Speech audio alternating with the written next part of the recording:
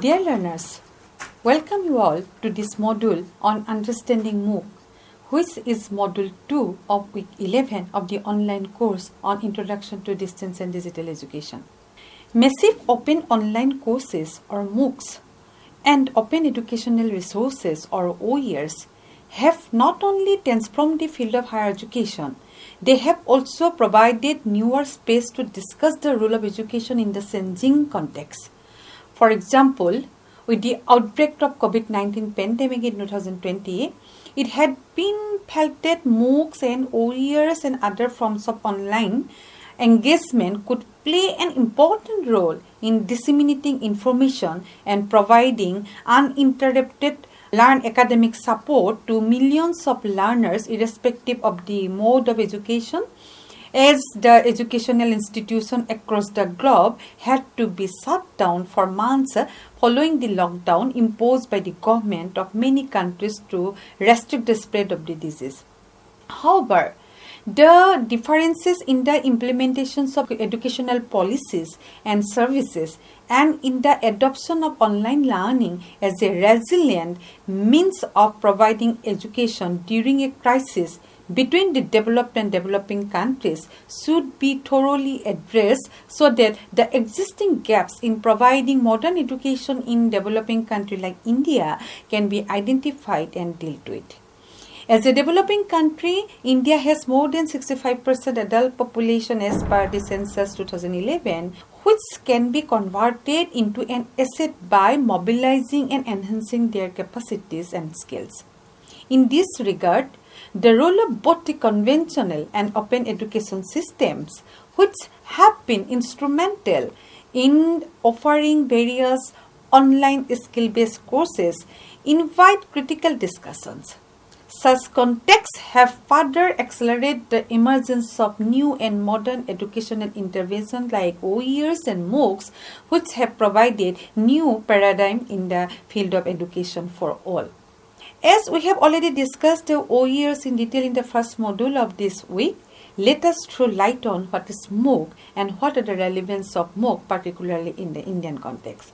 So, dear friends, the objectives of the module are to explain the concept of MOOC as an addition to modern education, to discuss the need and relevance of MOOCs in the 21st century learning environment. What is MOOC? I have already stated a MOOC means the massive open online courses are often conceptualized as courses which are free of cost and are accessible to all having access to the internet. The learning takes place at flexible time and locations convenient to the individual. The epistemological idea of MOOC has been derived from the combination of various existing concepts such as e-learning, which evolved from distance learning approaches, massive communication, knowledge sharing, and openness. However, certain definitions of MOOCs do exist. For instance, the Anderson and Pont in 2014 defined MOOCs as structured and organized open educational resources in the form of a course with participation from educators or organizers. Wikipedia in 2020 stated that unlike traditional courses, MOOCs require additional skills provided by videographers, instructional designers, IT specialists, and platform specialists. Yoon and Powell in 2013 mentioned that at the time of globalization of education and the challenges of budget constraints, MOOCs are appropriate choice in context of online learning, open education, and flipped classroom teaching. However, as has been widely discussed, due to the openness of a MOOC, a different assessment design and accreditation system compared with traditional ways of teaching learning is required. The history of MOOCs, however, can be tracked back to the open courseware initiatives by the MIT USA in 1999, which was meant to encourage the use of internet for the advancement of knowledge for carrying forward MIT's mission and vision. First MIT Open Courseware were announced in 2001 in the New York Times, and since then it crossed several milestones, and by 2007 it is completed the initial publication of the Open Courseware OCW, covering the entire MIT curriculum of 1800 courses in 33 disciplines. The objective was to benefit anyone anywhere with MIT's knowledge resources. Meanwhile, the materials of all these courses were made open to students or learners and the professors throughout the world. This shows that the advent of ICT, particularly the internet technology in education, rendered a revolutionary impact on the overall educational scenario, necessitating a paradigm shift in the education system across the globe.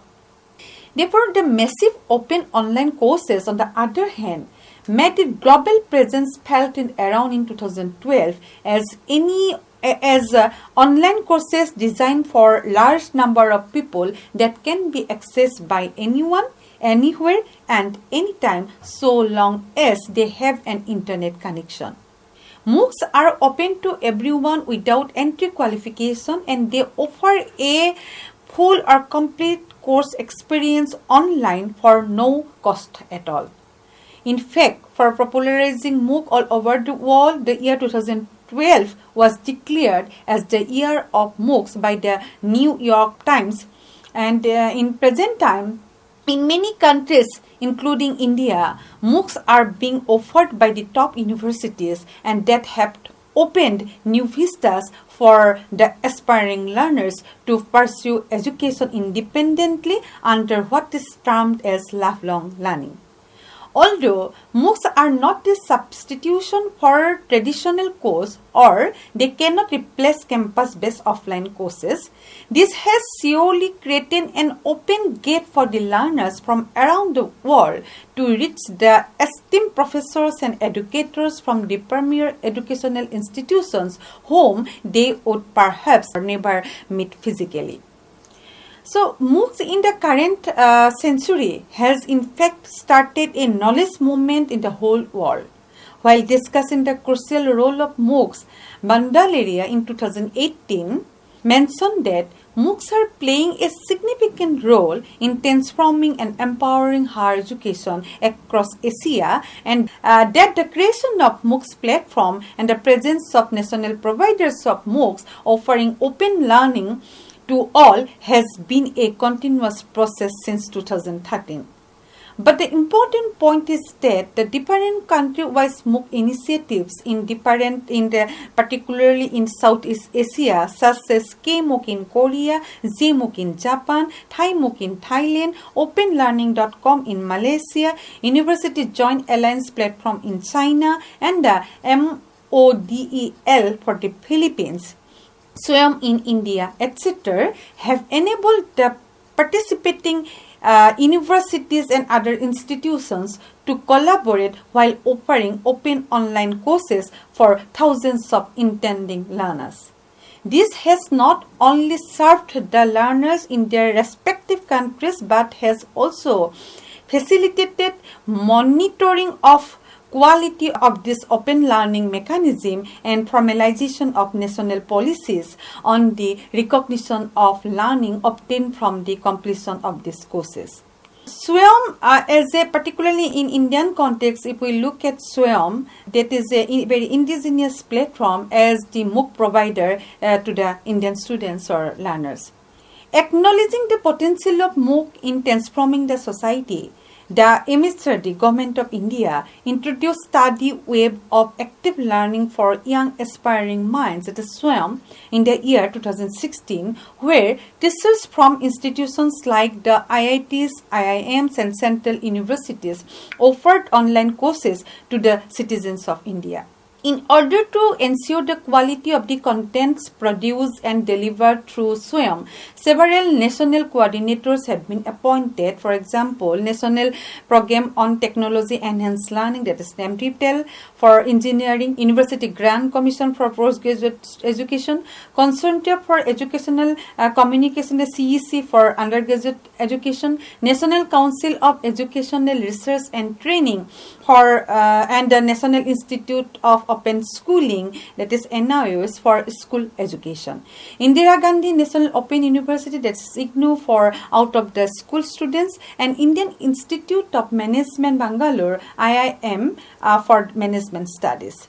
As we are, this course, as is offering under the platform of IGNOU, that is the Indira Gandhi National Open University, so which is a SWAYAM platform. Subsequently, the UGC, through its 2016 credit framework for online learning courses through SWAYAM regulation, mentioned that at least 20% materials from the total number of courses by an Indian university should be released in the form of MOOCs for the first dissemination of knowledge and information among the prospective learners. But in 2020 onwards, the percentage was increased from 20% to 40%. At least means the 40% material from the total number of courses should be offered by an Indian university as MOOC.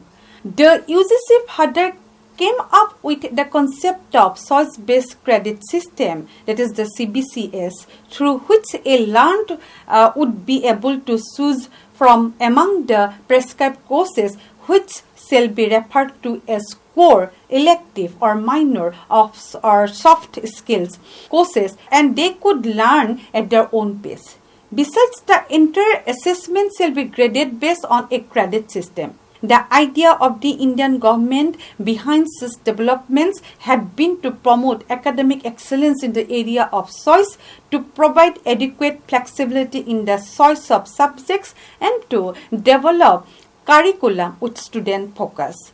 Another recommendation of the UGC is that all universities should develop an LMS, that is the learning management system, besides releasing their OER materials as MOOC in the SWAYAM platform for making education more vibrant and sustainable. As per the report provided by the Minister of State, that is Dr. Satyapal Singh in the Lok Sabha, the Ministry of Human Resource Development, and that is the MHRD, has embarked on a major and new initiative called Study Waves of Active Learning for Young Aspiring Minds, which provides one integrated platform and MOOCs, that is the Massive Open Online Courses portal for online courses using information and communication technology and covering all higher education subjects and skill sector courses. Credit transfer facility up to 20% is enabled through the notification issued by UGC AICTE Credit Framework for Online Learning Courses through SWAYAM Regulation 2016, which was increased to 40% in the year 2021, with another notification, that is the Credit Framework for Online Learning Courses through SWAYAM Regulation in 2021. It is the endeavor of MHRD to align the courses on the SWAYAM portal with the curriculum of various universities. Thus, SWAYAM is expected to help in achieving the three cardinal principles of Indian education policy, that is the access, equity and the quality. The UGC has already issued notification to the Indian universities to identify the courses where credits can be transferred onto the academic record of the students for courses done through SWAYAM. The assumption is that the credit transfer shall bring flexibility in higher education, allow continued global mobility to students, and enable them to pursue subject or courses of their choice from interdisciplinary and skill-based courses. This would lead our education system to match up with international educational standards. It is the endeavor of MHRD to align the courses on the SWAYAM portal with the curriculum of various universities. NEP 2020 also categorically mentions about the use of technology platforms such as SWAYAM or Diksha for online training of teachers, so that the standardized training programs can be administered to a large numbers of teachers within a short span of time. It also states that technology-based educational platforms such as SWAYAM and Diksha will be better integrated across school and higher education and will include ratings or reviews by users so as to enable content developers create user-friendly and qualitative contents. Further, The appropriate existing e-learning platforms such as Swayam and Diksha will be extended to provide teachers with a structured, user-friendly, rich set of accessible tools for monitoring progress of learners. Tools such as two-way video and two-way audio interface for holding online classes are a real necessity as the present pandemic has shown.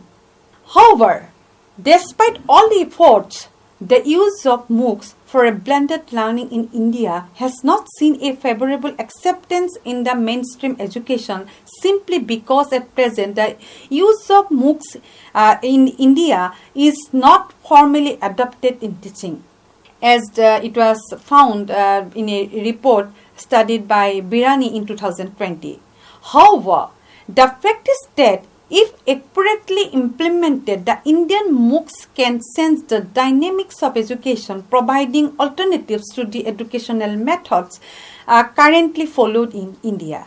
Though with the advancement of technology and access to the internet is increasing rapidly in a country like India, the beneficial need to adopt MOOCs in its educational systems is increasingly being felt. However, in the second decade of 21st century, it had been increasingly being felt that everyone should be well equipped with digital skills, which are the prerequisite for getting jobs and livelihood in a digital economy. Thus, the online learning imparted through LMS and MOOCs are expected to help the learners to possess relevant digital skills and knowledge of a subject that would further help them to adopt inclusive and equitable education and lifelong learning even during an adverse time. Against this backdrop, it may be argued that MOOCs in various relevant areas of knowledge have the potential to benefit a large number of learners in need of education and training. But it is equally important to discuss the extent to which the various available MOOCs under the Swayam are able to create the knowledge movement in India. In fact, a serious effort should be made to examine at what level and how far these courses offered through the different coordinating agencies of Swayam are able to provide the learning resources to suit the needs of the learners, as well as to bridge the digital divide among the students who might have hitherto remained untouched by the digital revolution. Besides, to what extent the MOOCs courses are actually contributing to credit transfer in both the conventional and ODL universities of India is yet another important issue which needs to be examined in detail. If we look at a few successful MOOC which were initiated by the Commonwealth of Learning, such as Technology-Enabled Learning, which was launched in the year 2014, and the Lifelong Learning for Farmers, the MOOC of Commonwealth of Learning, which was launched in the year 2019. If we see the technology-enabled learning, that is the tale of coal, then we can see for the last few years, the Commonwealth of Learning, that is the coal, has been best utilizing the benefit of the MOOC. Having developed the guidelines for quality assurance and accreditation of MOOCs as part of the implementation of technology-enabled learning in educational institutions, COL has been focusing on strengthening face-to-face training in the partner institutions and beyond to assist the teachers in adopting TEL through blended learning mode. To provide training opportunities to a large number of teachers, COL developed a MOOC on Introduction to Technology-Enabled Learning and entered into collaboration with the Center of Distance Education at the Athabasca University, Canada in 2016. Offered twice in 2017, over 5,000 participants attended the TEL MOOC 1 and TEL MOOC 2, and the registration in TEL MOOC 2 was over 3 times higher than that of the registration of TEL MOOC 1. While the TEL MOOC 1 had participants from 75 countries, including 40 Commonwealth member countries, the TEL MOOC 2 had participants from 94 countries, including 48 Commonwealth member countries. The results of both cohorts of the TEL MOOC showed that the successful certification rate in TEL MOOC 1 was about 11%, which was increased to 80% in TEL MOOC 2. Considering the usual success rate of any MOOC, this certification rate in TEL MOOC was very high. Most of the learners in this MOOC expressed satisfaction with the instruction and technology and looked forward to enrolling in similar MOOCs offered by COL in collaboration with the reputed institutions.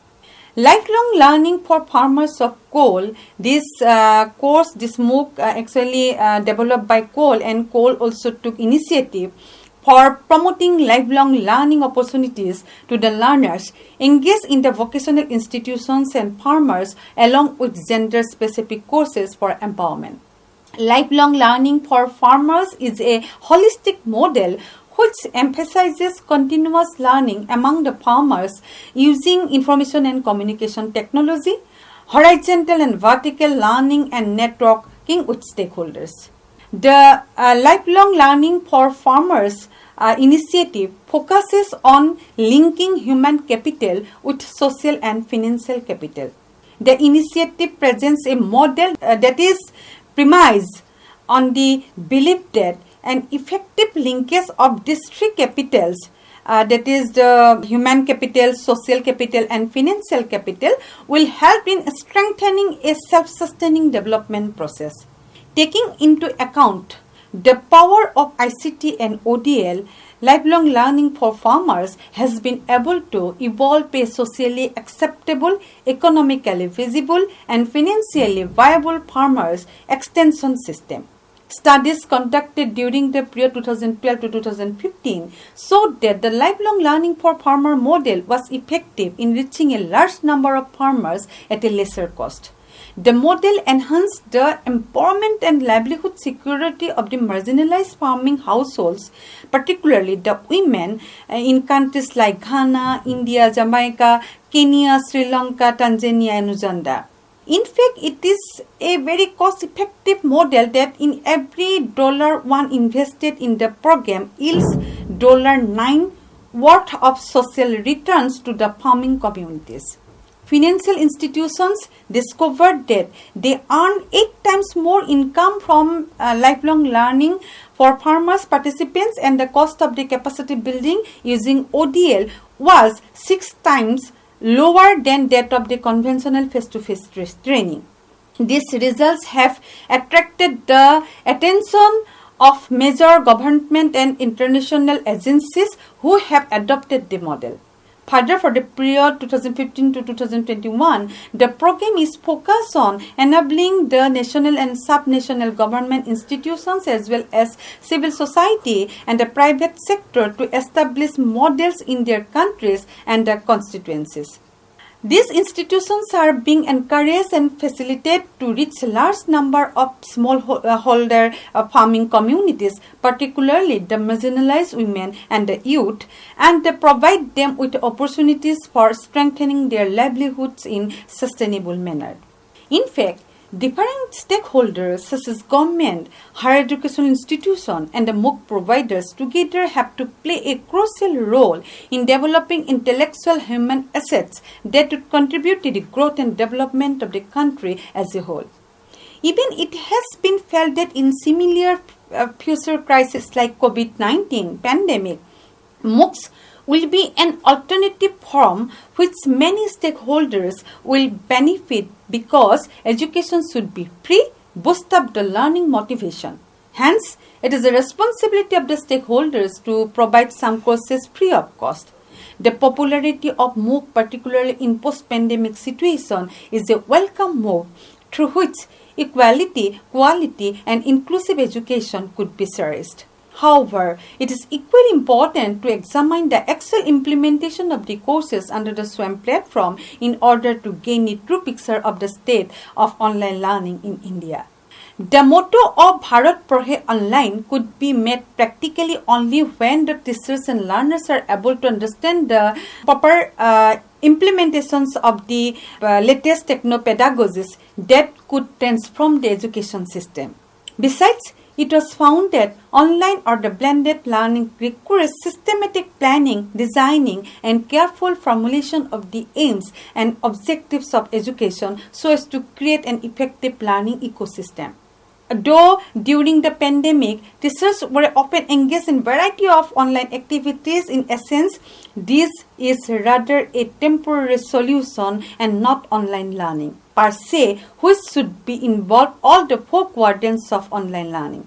As opined by Eres Boskart and Ramesh Sharma in 2000, such a distinction will play a significant role in the development and prosperity of the online education in the post-COVID world. In this regard, while considering online or blended education, one should go beyond just uploading educational content and instead focus on the changing needs of the learners, the changing context of their learning, and the availability and accessibility of feasible technological tools to facilitate such learning, which also means that one has to use different strategies and approaches to address the individual cases with different priorities. In fact, the teachers should rather play the role of facilitators, and there is a need of providing training to the teachers on the use of the latest technologies in order to ensure the effectiveness of the existing system of teaching and learning. Besides, the social presence, teaching presence, cognitive presence, and the emotional presence, which are the pillar of the quality of online and blended mode, should be reflected in the contents provided, having strong linkage between in-person and online tools. In fact, the use of online and blended techniques in the teaching learning process is becoming more and more significant day by day, and the pandemic has been a blessing in disguise in asserting a transformed role of online and blended learning for all types of education in a country like India. Times will, however, say how e-learning using technological tools such as Google Group, Zoom, and other meeting applications, learning management system, etc., will be universalized in a country with the implementation of NEP 2020 by the Government of India. The development of MOOC is a pedagogical issue that will be discussed in the next module. So, see you in the next module. Till then, bye and enjoy your learning. Thank you.